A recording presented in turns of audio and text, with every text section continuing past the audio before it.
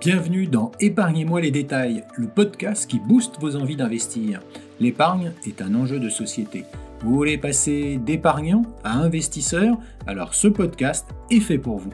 De l'éducation financière, des solutions qui correspondent à vos aspirations et qui sont adaptées au mode de consommation d'aujourd'hui.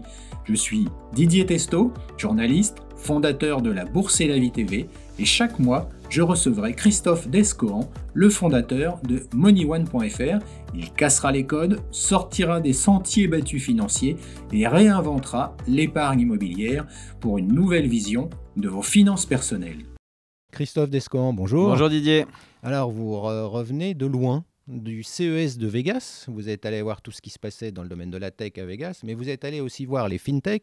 Là, c'était à Singapour, de l'autre côté de la planète. Alors, c'est vrai que la tech intéresse de plus en plus, mais on a un peu de mal à voir ce nouveau monde qui se dessine. On entend parler de blockchain, de Web3, on s'y perd un peu. Est-ce qu'on peut, avec vous, commencer par ça et que vous nous expliquiez ce que vous, en tout cas, vous avez retenu? Oui, alors c'est un très très vaste sujet qui mériterait des heures de parole. Je vais essayer de faire très synthétique. Oui, en fait, l'idée d'aller voir un peu le FinTech Festival ou les grandes logiques d'innovation au CES, c'était bien de venir se faire confirmer ce qu'on avait un petit peu dans l'idée, dans nos volontés de développement, et de voir un petit peu à quelle maturité c'était, comment ça se développait, etc. Et c'était effectivement extrêmement intéressant de voir que on a trop tendance à voir aujourd'hui le Web3 de manière un peu caricaturale. Soit c'est du gaming à la méta, soit c'est des gens qui font du spiel sur du Bitcoin.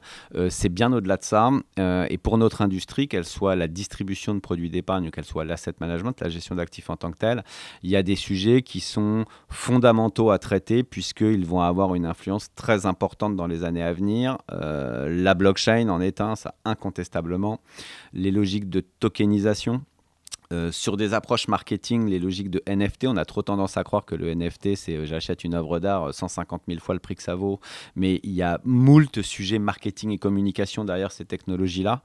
Le Web3, mais pas dans une logique gaming, dans une logique d'information et ou d'exécution. Voilà, c'est un univers extrêmement vaste qui, de mon point de vue, va venir et révolutionner la distribution d'épargne avec une influence sur les investisseurs, en tout cas sur la manière dont ils pourront opérer l'investissement, et sur les asset managers, puisque ça va devenir, à mon avis, clé dans leur logique de performance. Alors, je disais que on pouvait être perdu, que ce soit en tant qu'investisseur, en tant que particulier, sur tout ce qu'on peut voir en ce moment. C'est vrai que c'est à peu près tous les jours. On parle aussi d'intelligence artificielle. Il y a plein de sujets qui arrivent un peu en même temps. L'investisseur, lui, c'est peut-être encore plus difficile parce qu'il doit se dire, est-ce que je vais aller regarder sur ce terrain-là? Vous parliez du Web3, est-ce que je vais aller du côté de la blockchain? Pour lui, comment il doit aborder en tant qu'investisseur, ce type de nouvelles technologies? Alors vraiment, il y a deux sujets côté investisseur pour moi. Il y a le premier sujet, c'est est-ce que oui ou non j'ai des convictions et où je peux me faire aider, conseiller dans ces convictions autour de j'investis dans des entreprises de près ou de loin qui vont jouer ces thématiques et se développer dans la durée. Ça, c'est une logique investisseur, j'ai envie de dire, comme quand historiquement je jouais une action automobile parce que je croyais dans le développement de cette automobile. Donc là, c'est la même chose. Est-ce que je vais investir dans la boîte X, Y ou Z puisqu'elle fait de la technologie blockchain, Web3 ou autre et que je suis convaincu du bien fondé de ce développement? Ça, c'est une première, j'ai envie de dire, c'est de l'analyse financière comme une autre. Puis un deuxième aspect côté investisseur. Et là, ce qu'il faut pour l'investisseur, c'est que ça soit impactant pour lui sans obligatoirement qu'il sache que ça a été impactant pour lui. Alors, je vais essayer de m'expliquer. Quand on achète une voiture, on est très content de savoir qu'elle consomme tant, qu'elle va du point A au point B. On n'a pas creusé totalement la réalité de ce que faisait cette entreprise automobile pour aboutir à cette voiture en termes de technologie, d'ingénierie, etc., etc. Là, c'est un peu la même chose. Aujourd'hui, par exemple, si je ne prends que l'exemple de la blockchain, elle est capable, vous savez, je vais pas rentrer dans le détail de la chaîne de valeur, mais quand on commercialise un fonds, ce fonds, il est géré.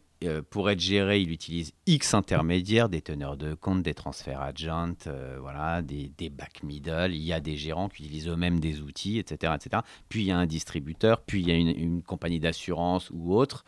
À partir de là, il y a une énorme chaîne de traitement. Une immense partie de cette chaîne de traitement est disruptable par le biais de la blockchain. Donc c'est une baisse significative sur les coûts.